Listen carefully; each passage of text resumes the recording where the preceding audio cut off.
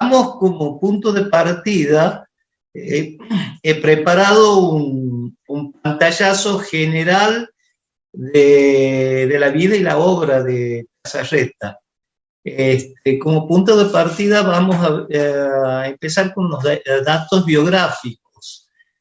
Andrés Chazarreta nace en 1876, el 29 de mayo.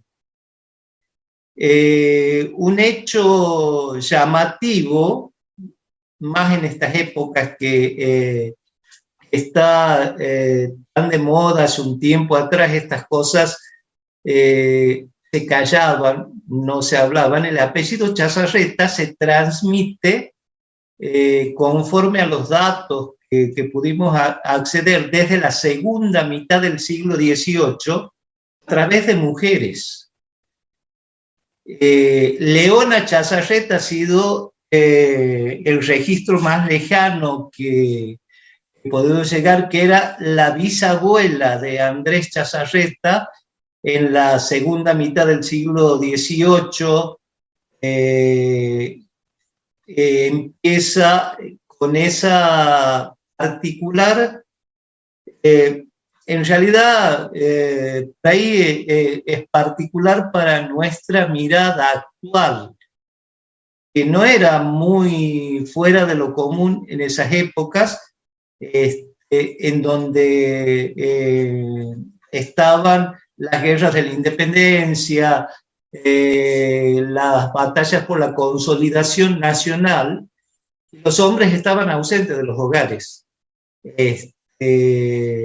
Bueno, Leona Chazarreta es la madre de Agustina, la abuela de Andrés Chazarreta, que es quien lo cría, porque su madre muere cuando tenía 4 años. Y también Agustina, tampoco Agustina tiene un compañero que le dé apellido o nombre, se hace cargo también de su hogar, como Andrea. Y lo llamativo es que en esta familia, por ejemplo, hace poco tuve contacto con Luis Chazarreta, no sé si lo ubican, Luis, guitarrista riojano. Luis es bisnieto de la hermana mayor de Andrés Chazarreta, Gregoria Chazarreta. También en ese caso ocurre, el apellido se transmite a través de mujeres, cosa que es llamativo y me dio a pensar, por ahí generé un sellito con ese pensamiento, y que en algún momento lo voy a trabajar en escrito. Chazarreta, estirpe de leonas, porque con Leona Chazarreta nace este nombre. Bueno, esta es una anécdota aparte. Estas mujeres en general sostienen su familia en el oficio de teleras y lavando ropa. O sea, esa es la primera premisa. Venía de un hogar humilde y con dedicación, constancia, logra su título de maestro. En la época era surgir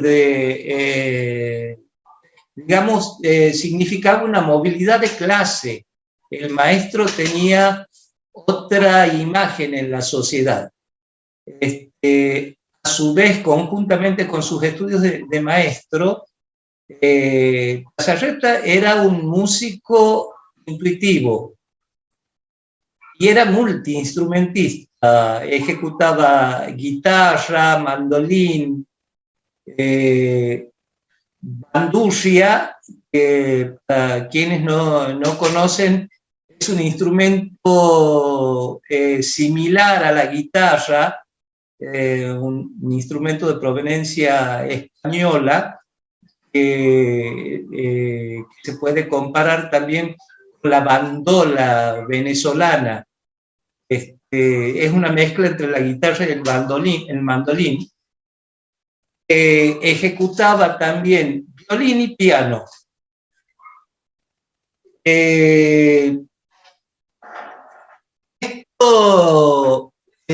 Bueno, toda esta lo lleva a trabajar primero como maestro normal y después de algunos años frente al aula, empieza con su función de inspector de escuelas. Esto lo lleva a recorrer el interior de la provincia. Les voy a mandar el esquema de lo que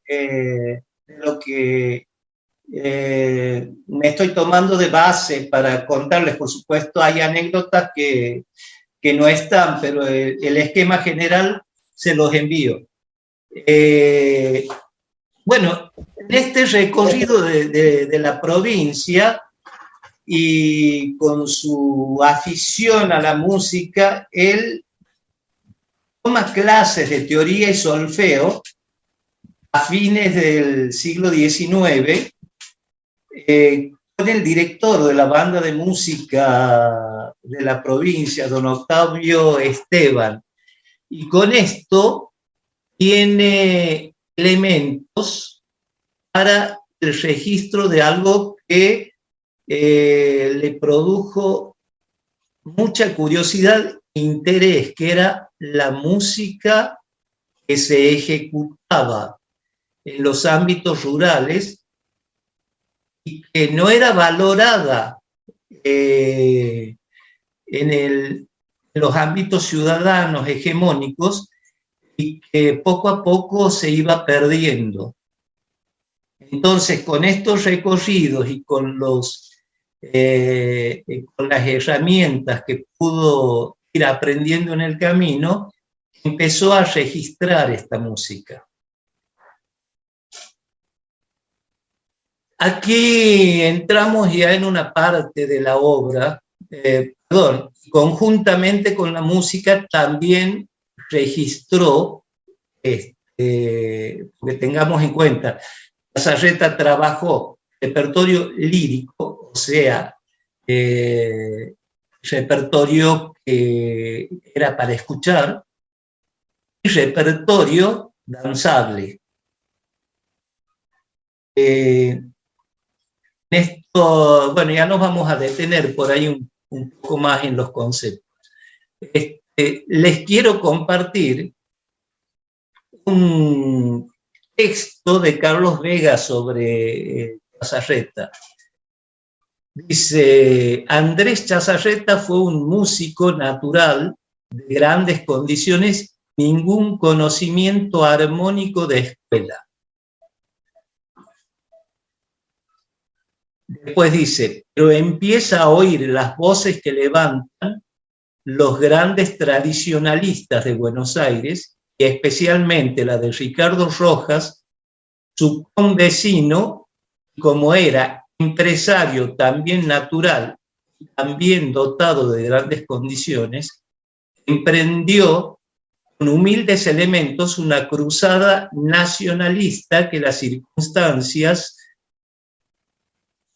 convirtieron en la actividad de alcance práctico más eficaz y trascendente del siglo en su orden.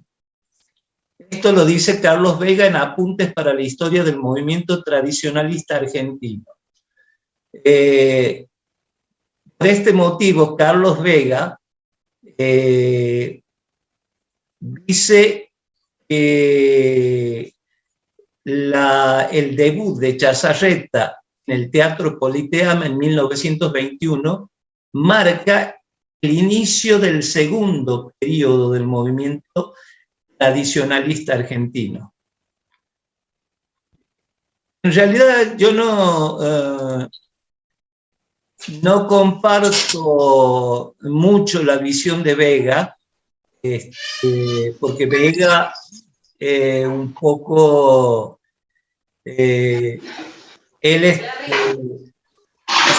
una postura, más allá de que tiene mucha admiración por Chazarreta, él, digamos, minimiza en cierta forma el trabajo de Chazarreta.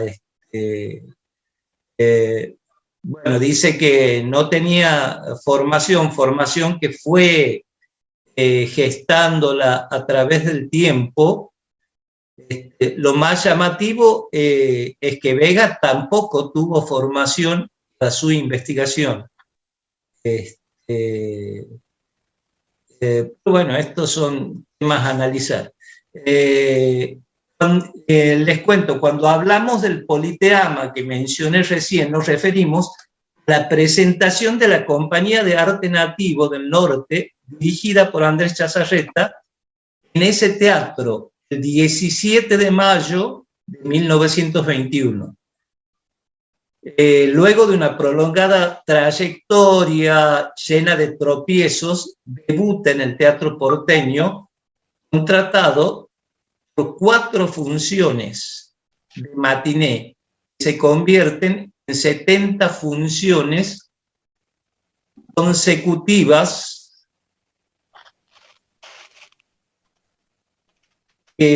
a sala llena, continuando con una gira en Montevideo, Córdoba, Rosario, Anfunes, para prolongarse en una larga carrera artística de más de 40 años, siempre comprometida con el rescate y la visibilización de lo popular tradicional. Este punto de inflexión, como les dije, hace a Carlos Vega marcarlo como el punto de inicio del segundo periodo del movimiento tradicionalista. Es importante tener un contexto social y político, porque nosotros optamos por el arte, estamos teniendo una opción política. El arte es político. Muchas veces nos dicen, hacen arte, bailan, la política no tiene nada que ver. No, el arte es esencialmente político. No partidario, pero es esencialmente político, y sobre todo si es arte popular. Tiene una impronta tremendamente ideológica. Tengamos en cuenta que cuando nosotros hacemos arte, nos ubicamos en un lugar y trabajamos con un sentido. Eso es esencialmente ideológico. Entonces es importante que analicemos el contexto político y social de la época. En nuestro país, a nivel político y cultural, la década del 80, nos referimos a 1880, marca un quiebre. La historia no volverá a registrar otra coyuntura en la cual la élite dirigente tenga un tan completo acuerdo sobre lo que deseaba hacer con este territorio. Una generación autocaracterizada como culta, constituida en vanguardia, y en esto hago un corte, recordemos la contraposición que hace Sarmiento de civilización y barbarie.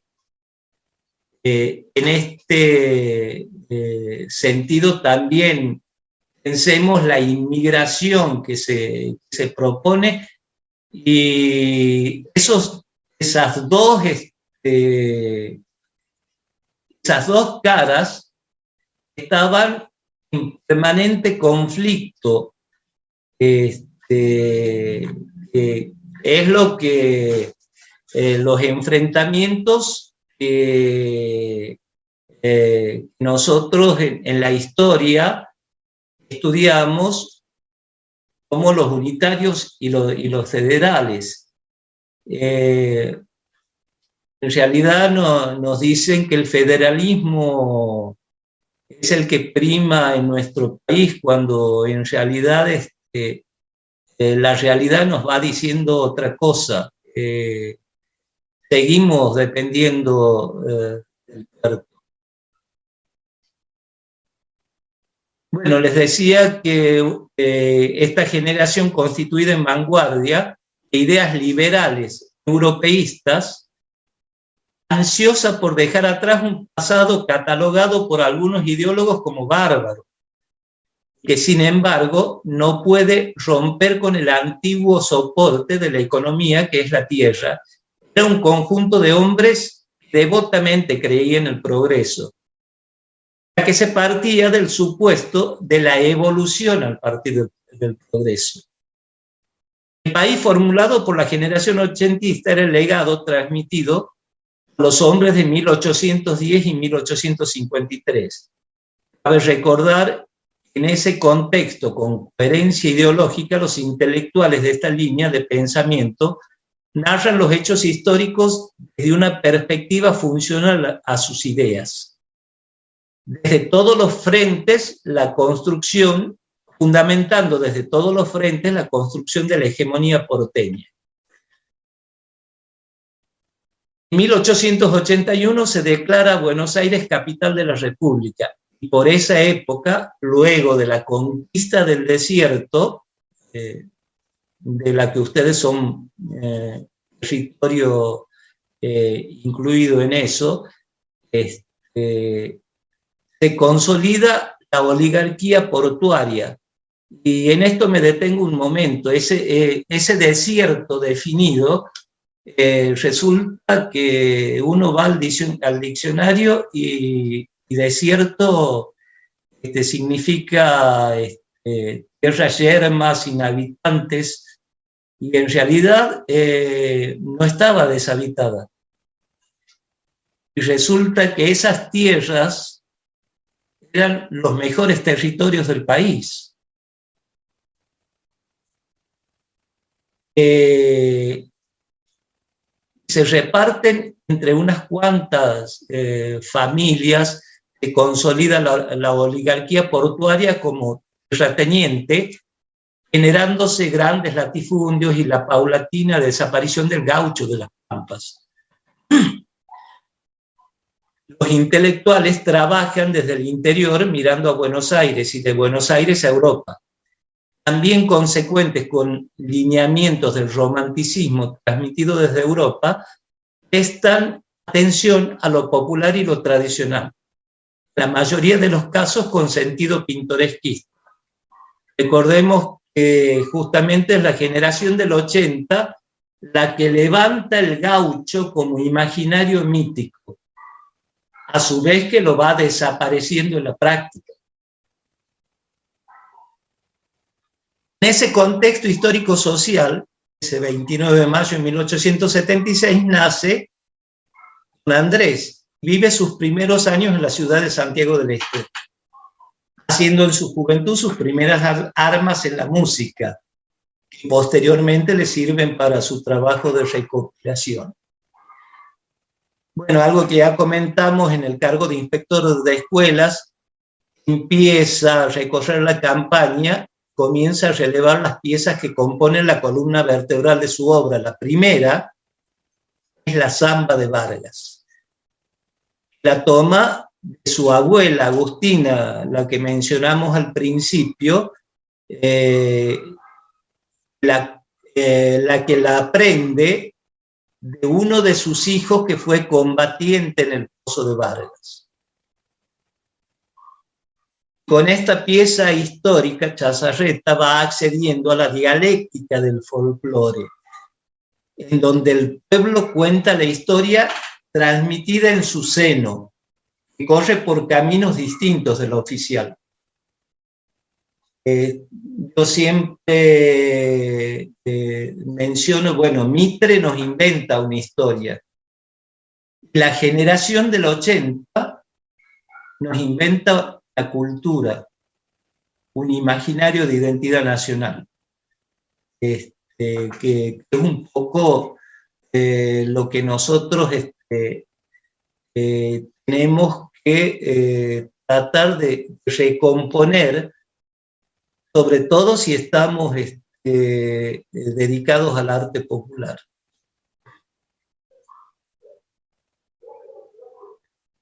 Bueno, decía de la historia oficial, la institucionalizada, la del discurso único, que en distintas coplas la cuenta con las miradas de los diferentes pueblos.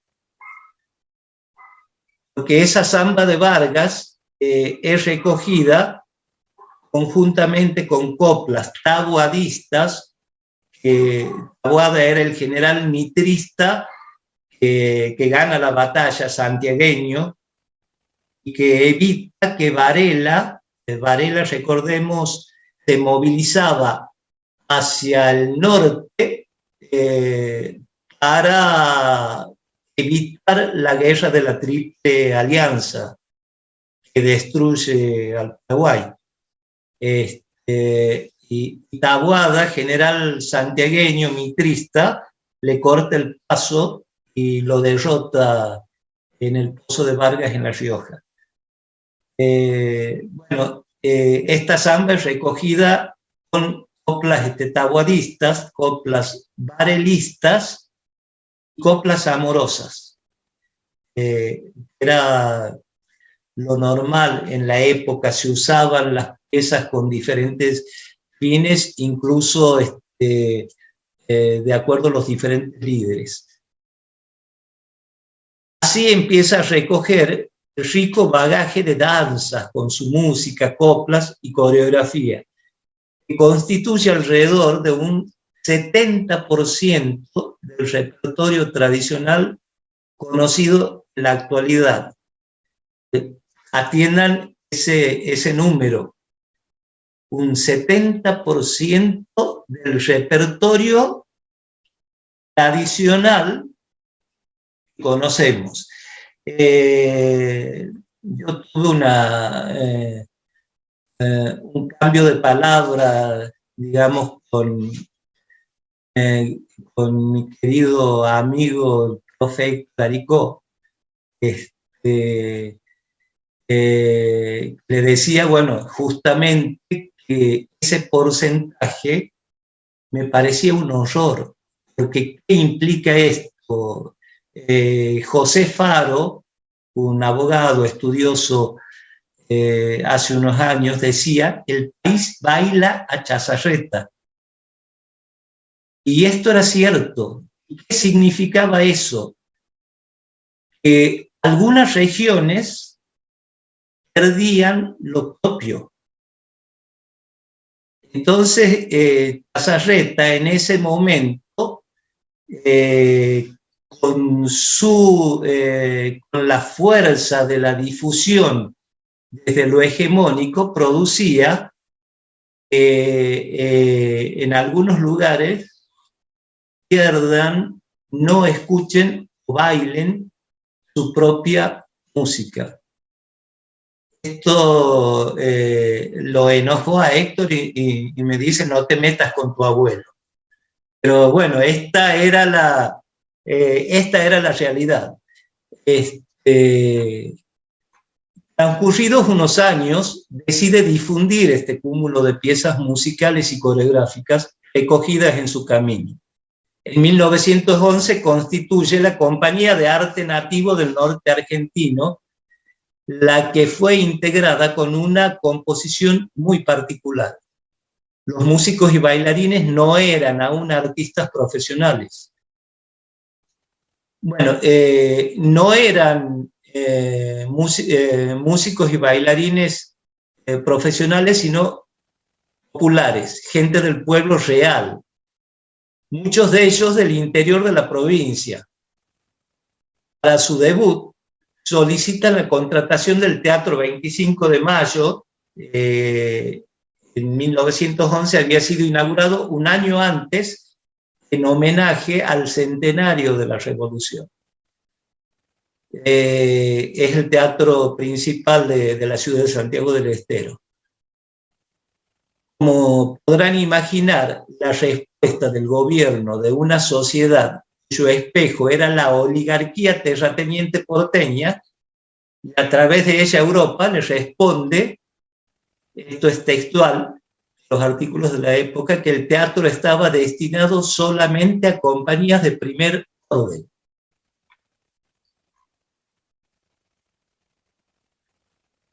Haciendo caso omiso de estos reveses, contrata un pequeño teatro privado.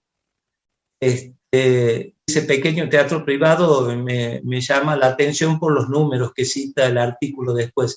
El Pasatiempo del Águila, realizando su debut con singular éxito.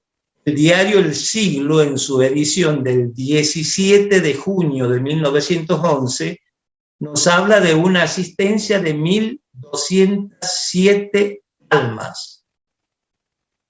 1.207 personas.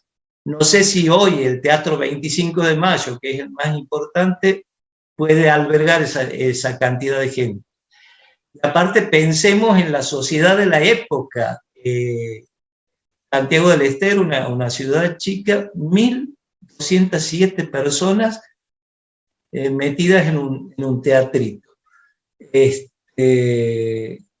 Dice, alentado por este primer paso, realiza una gira por Tucumán, donde luego de la primera función se presentó el empresario del Teatro Belgrano, el teatro oficial de Tucumán, lugar donde se presentarían manifestando que, por orden del intendente municipal, se le cerraban las puertas porque consideraba indecoroso las botas sucias de sus paisanos pisaran las tablas de un teatro a donde asistía lo más aristocrático de la sociedad.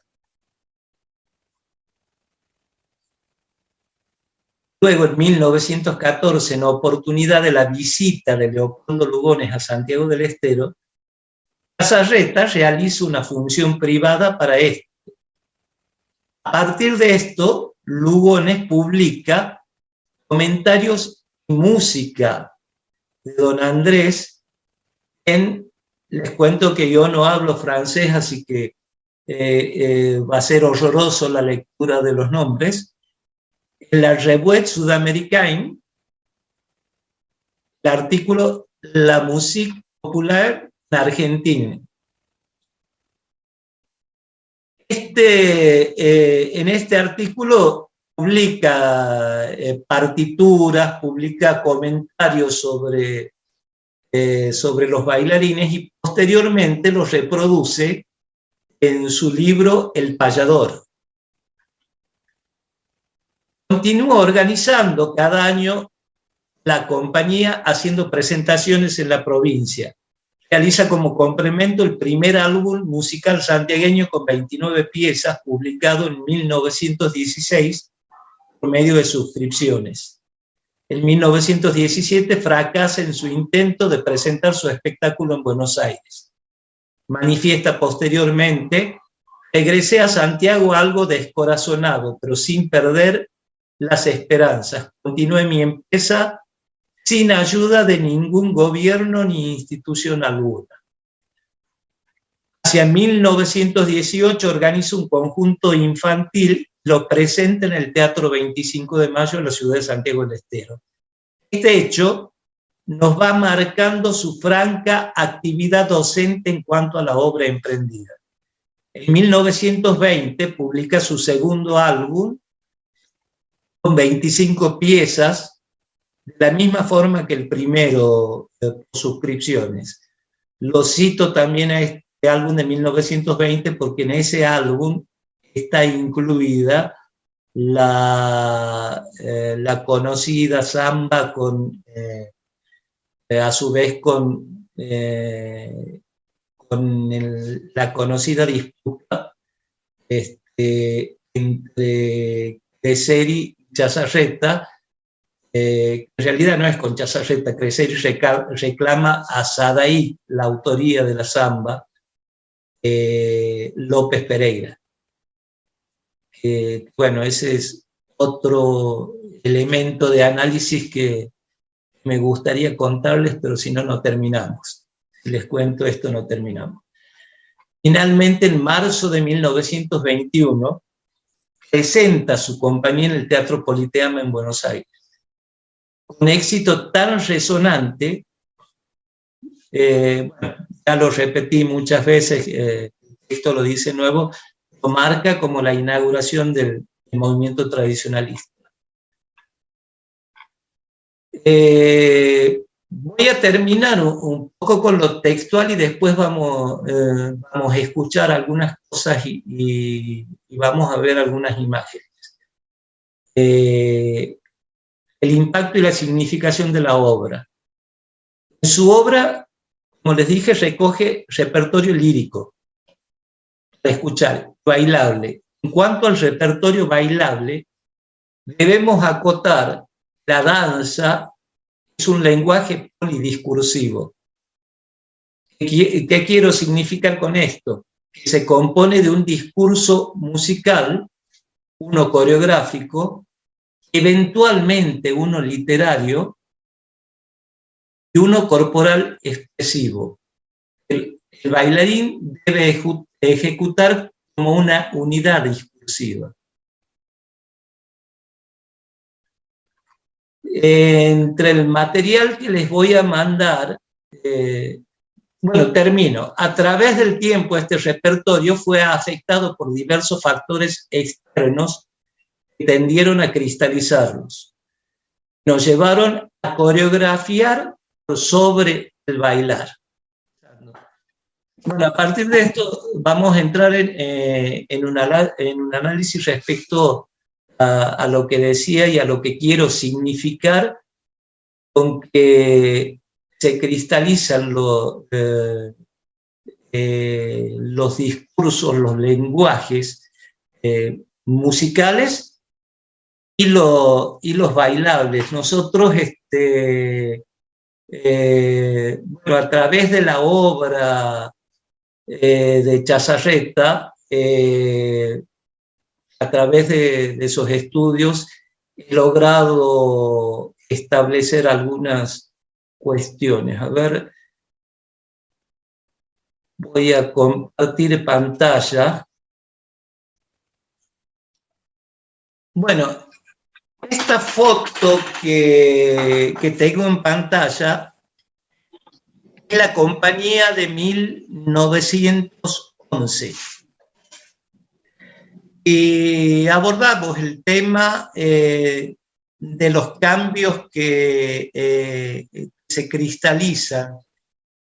En esto quiero que prestemos particular atención cuando estamos haciendo.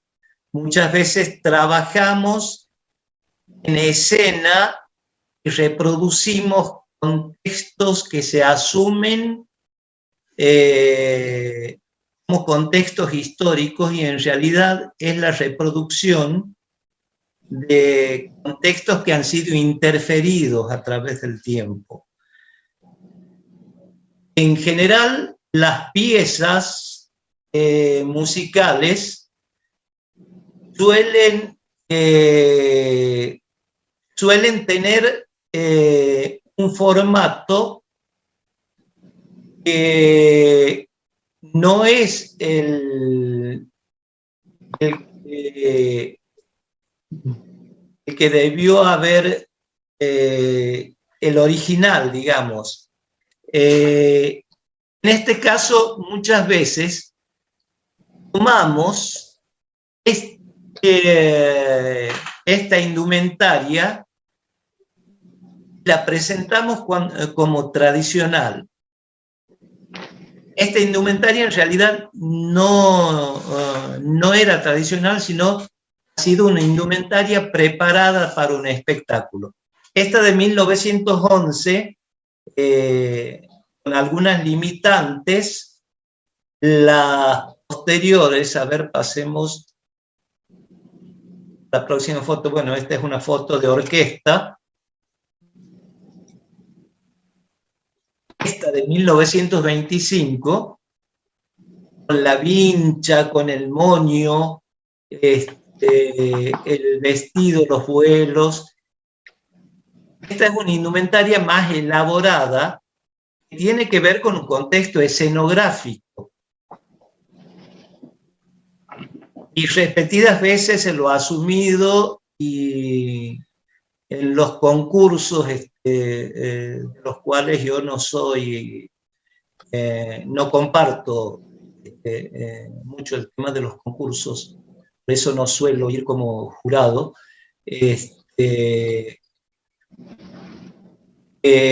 muchas veces se toma esto como tradicional y no es así.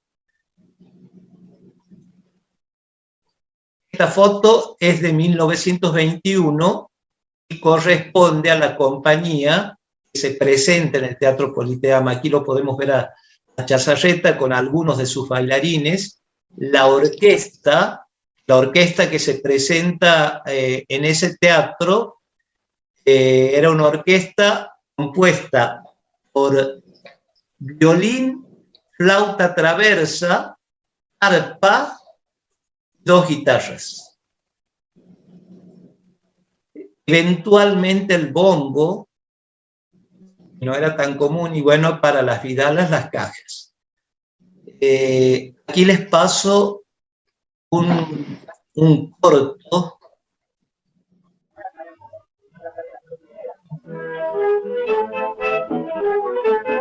La música está puesta ilustrativamente, no coincide.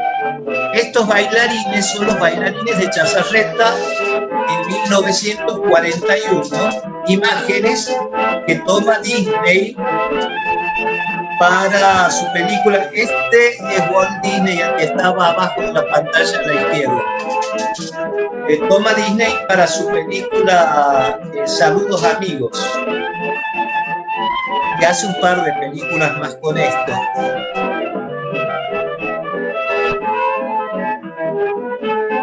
Lo adelanto un poquito al video, así podemos ver un poco más otros bailarines.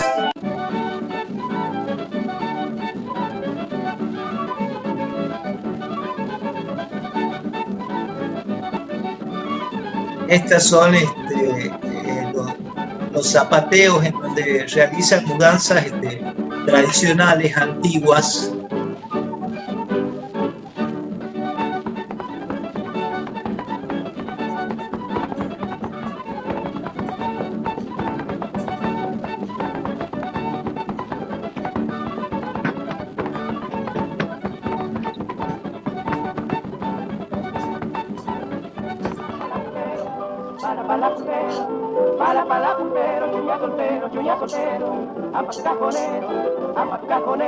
Ahí está Chazarreta con su guitarra en el centro. Esta mujer que se ve ahí atrás es Ana Mercedes Chazarreta, es la autora de los álbumes de música nativa, de danzas nativas. Bueno, como les dije, este material fue tomado por Disney para la película Saludos Amigos. Aquí les paso el resultado de Disney con esta película.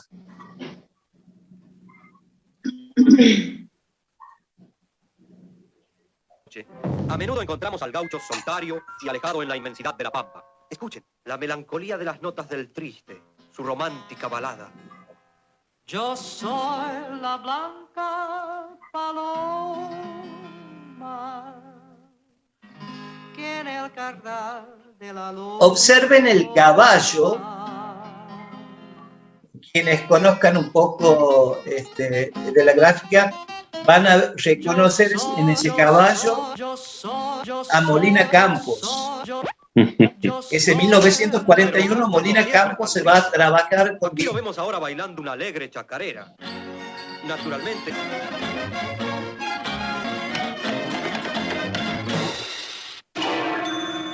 En el malambo, Bucéfalo nos demuestra sus dotes de maestro de la danza.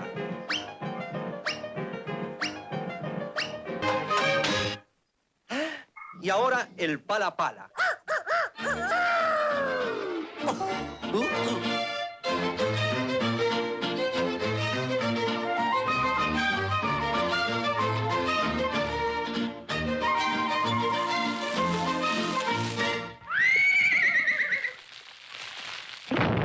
Después del derrumbe. Bueno, este material tuve acceso porque me tocó trabajar con la Fundación Disney.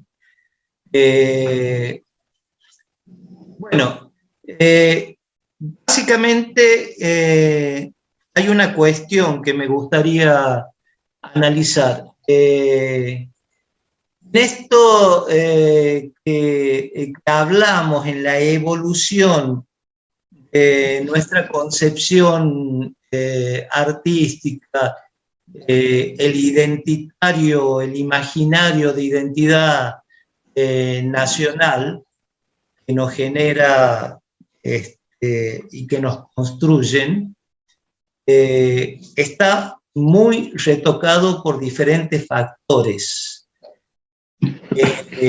En cuanto a la música, recordemos que nuestro país, tempranamente en el siglo XX, accede el disco, la radio, el cine. ¿Y qué implica esto? Implica la participación de productores extranjeros.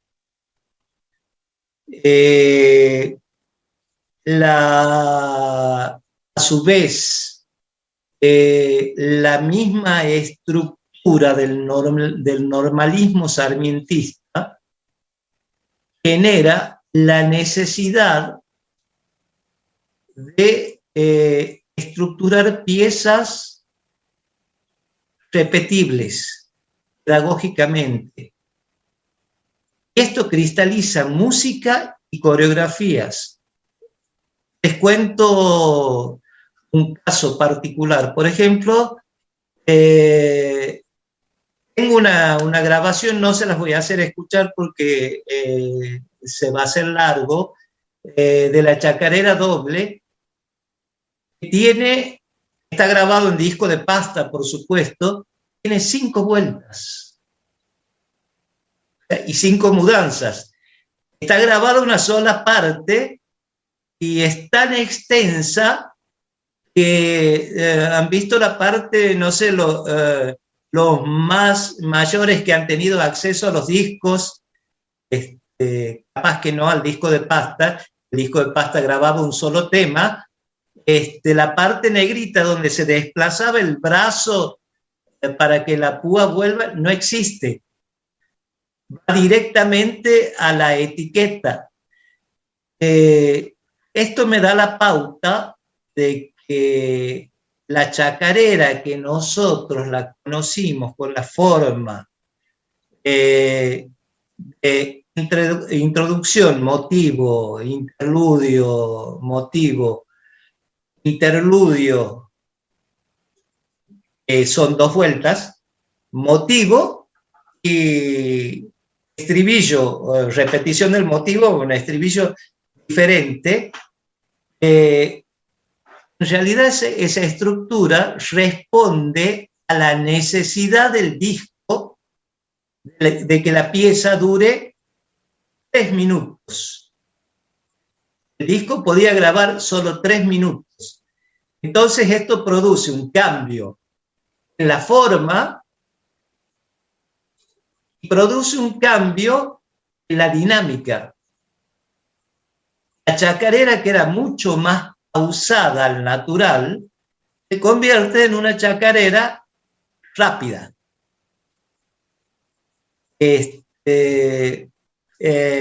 Tengo también una grabación, los hermanos Juárez, viejos músicos santiagueños, que tengo la grabación de la misma chacarera hecha en estudio.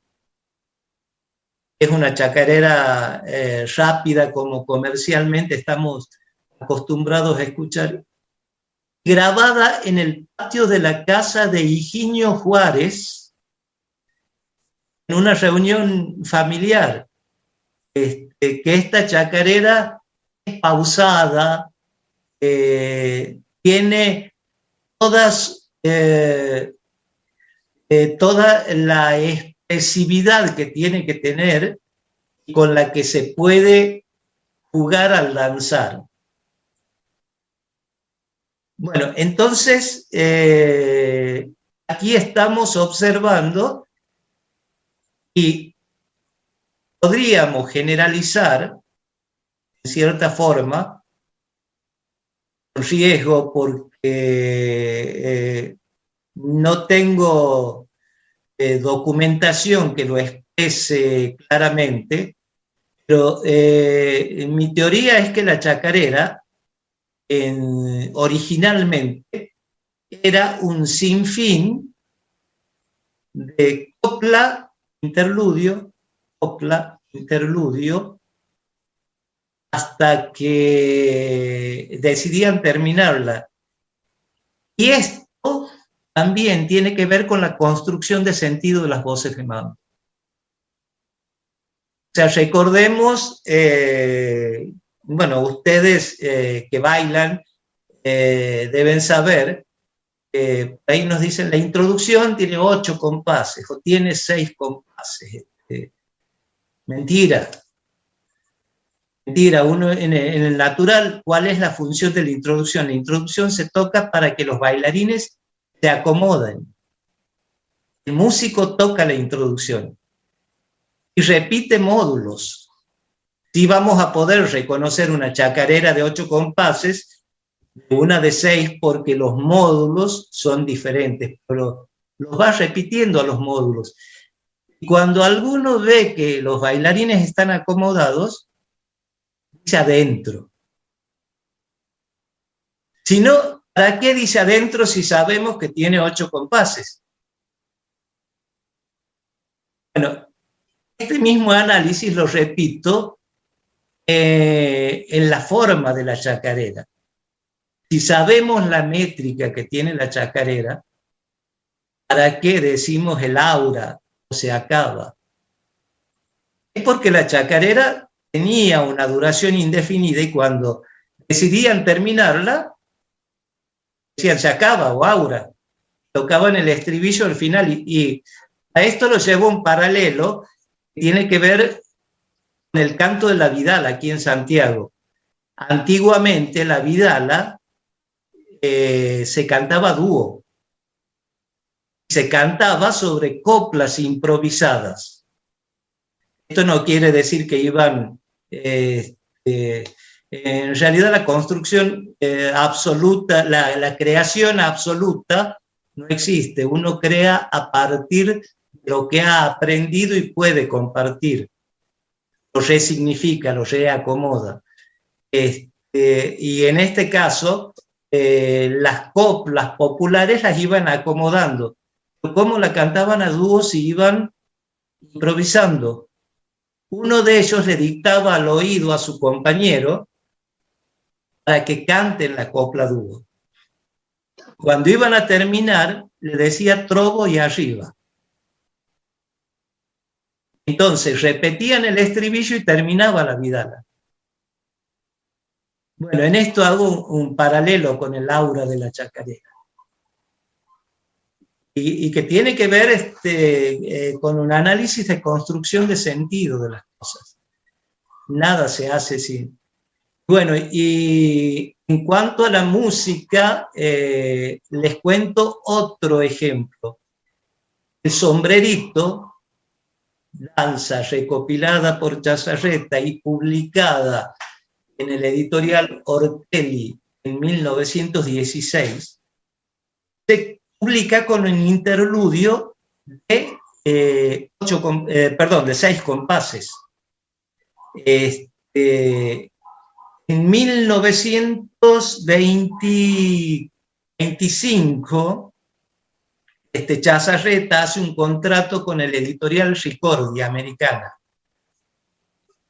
Los editoriales en su momento tenían editores, correctores que revisaban lo que se iba a publicar, corregían. Generalmente, sobre todo en el caso de la música, eran extranjeros.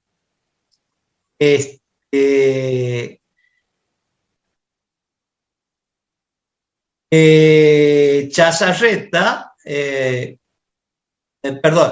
Ricordi, cuando republica el primer álbum, el corrector se le pasa por alto un puntillo de repetición. Les cuento para los que no saben música. Son 2 puntos que se ponen en la partitura y que significa que la frase abarcada entre la barra que tiene los 2 puntos se tiene que tocar de nuevo. Al suprimir los puntos de repetición, la partitura queda en un interludio de 4 compases.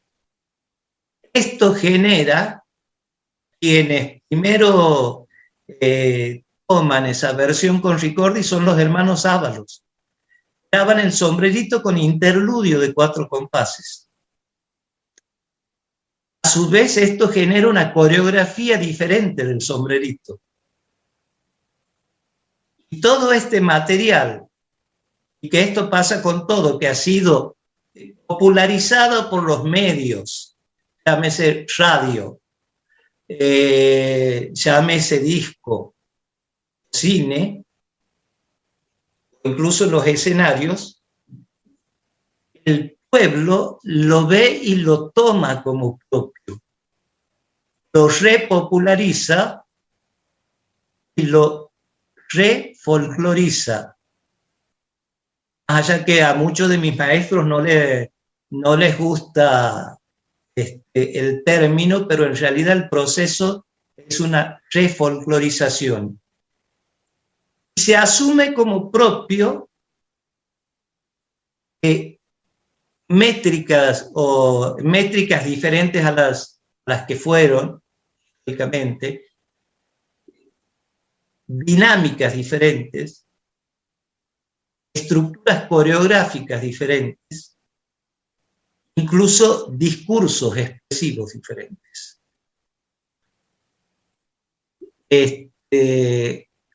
Esto es un poco nos va diciendo que más allá que creamos, qué sé yo, no es nada más que la métrica de una chacarera, o diremos, no, se le cambia unos giros, nada más. No, no es tan sencillo, porque esto basta con un botón. Nos inventan una cultura. Perdón, Lucas. Sí. Andrés, bueno, interesante la charla hasta este momento y llegó a un punto donde yo quería hacer una consulta referido a lo coreográfico de la obra de Andrés Chazarreta. Sí, por favor. ¿Por qué las esquinas hacia la derecha? Era solamente eso. Bueno, esto también tiene que ver con lo que estaba hablando. Las esquinas a la derecha es lo que consta en todos, menos el escondido. El escondido está registrado con esquinas a la izquierda. Todos, la documentación nos remite esquinas a la derecha. Las esquinas a la izquierda se establecen, y escuchen bien, las decretan en un congreso en 1949 realizado por la Escuela Nacional de Danzas recién creada. Las esquinas hacia la izquierda es un decreto de un congreso. Si ustedes buscan en la documentación van a encontrar casi siempre, excepto en el escondido, como les digo, esquinas hacia la derecha. Pueden ver Chazarreta, Vega, Isabel Aretz.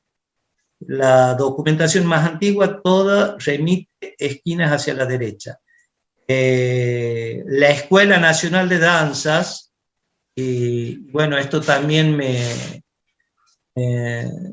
digamos que es la institución en la que hoy trabajo, que es la Universidad Nacional de las Artes hoy, en su momento generó coreografías tipo.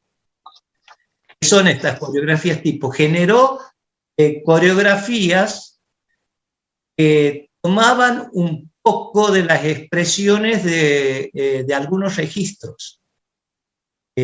Y construyó una coreografía diferente, y eso no es lo grave. Eso no sería tan grave. Lo grave es que después la venden como un discurso único. Y enseñan como discurso único y ellos centro del conocimiento, desconociendo todos los conocimientos y los saberes regionales que se han sostenido a través del tiempo. Todo esto son caminos que tenemos que desandar. Bueno, creo que hasta aquí en realidad tengo un montón de cosas más para compartir. Incluso tengo aquí al costado, les muestro mi guitarra, porque pensaba que si tenía tiempo compartía algo más, pero realmente el tiempo vuela. Así que, bueno, tenemos unos minutitos más antes de que se corte de nuevo la transmisión. Si quieren hacer preguntas, estoy a su disposición. Andrés, bueno, antes que se corte, agradecerte por el tiempo, la disponibilidad de poder estar y nada, charlar sobre Andrés, que verdaderamente fue un gran ícono, tanto desde lo musical y coreográfico y todo su trabajo.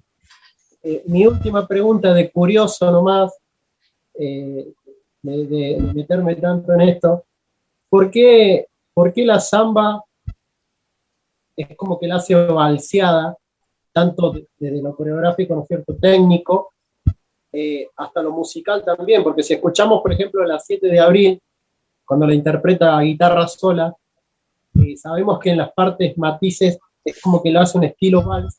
Y bueno, Ana María Chazarreta en sus librillos también publica la samba que, bueno, que se realiza de forma balseada, ¿no?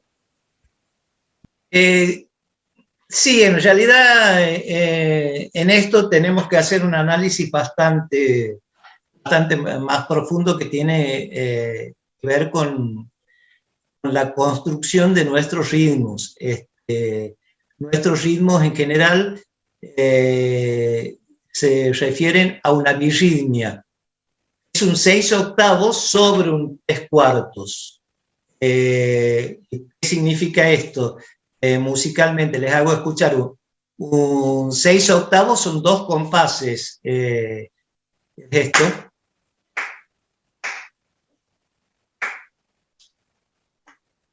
El 3/4 es esto. Bueno, superpuesto, este patrón rítmico nos da esto. Es el patrón rítmico base de casi todas nuestras danzas, con diferencia de dinámica, porque viene bajando desde la Sama Cueca, desde Perú, va cambiando de dinámica en diferentes regiones. Y se va convirtiendo, haciéndose más rápido, el ritmo de gato, chacarera, bueno, ya tenemos samba, cueca, y a su vez, esto tiene un predominio en algunos lados del 6/8 y en otros lados del 3/4.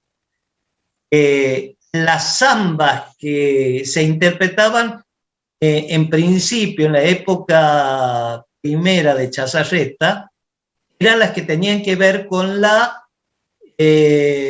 chilenita, le llamaban, donde predominaba el 3/4. De todas formas, el paso de samba tenía 2 tiempos. O sea, es el paso que conocemos. Pero tenía algunas partes, como hoy todavía los conserva la cueca cuyana en algunos lugares, donde el paso se hacía en 3 tiempos, valseado. También es posible. Y si quieren jugar, prueben, van a ver que el vals peruano es un 6/8. Perdón, es una birritmia, 6/8 con 3/4. Como lo es la marinera, las zamacuecas, el festejo peruano también es una superposición. Y nuestro vals criollo no son 3/4 como los valses vieneses, es birritmia. Ese es el componente afro de nuestra música y que tiene un reflejo en la danza. A ver, aquí me preguntan cuál fue la relación de don Andrés y el tango, ya que en plena difusión de su obra en Buenos Aires, el tango comenzó a aflorar. Bueno, tiene que ver con el mismo proceso. El tango se conoce cuando se conoce en París, empieza a ser importante en Buenos Aires. Con Chazarreta pasa lo mismo, Lugones lo da a conocer en París y recién se abren las puertas en Buenos Aires. Es parte de nuestra historia. Nos piensan desde afuera. Tenemos que aprender a pensarnos desde nosotros mismos. Así que, bueno, y esa es la reflexión final. Espero que nuestro arte popular sirva para construir pensamiento desde aquí, desde nosotros. Y bueno, me alegro mucho de haber compartido con ustedes este espacio. Y no sé si alguien más quiere hacer una pregunta, si no, ya vamos cerrando. Sí, no sé si alguien más quiere preguntar algo, pero bueno, de mi parte agradecer nuevamente a Andrés por el tiempo y verdaderamente este aporte que nos sirve muchísimo a nosotros para conocer un poco más de la obra de don Andrés, así que agradecido. Así que, bueno, me despido. Cariños a todos.